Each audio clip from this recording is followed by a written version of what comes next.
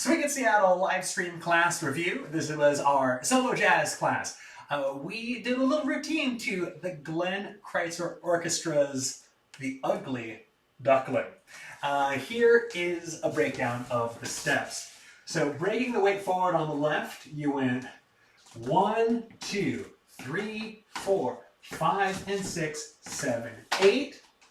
The break started with a knee slap on the right. That's 2, 3, 4, 5, 6, and 7, 8. We did that on the right side as well. So the basic step on the right goes right, 2, 3, 4, 5, and 6, 7, 8. And then the break goes 1, 2, 3, 4, 5, 6, and 7, 8. We also took a look at trucking or ducking, which in this case would go step, truck, step, truck, step, truck, step, truck.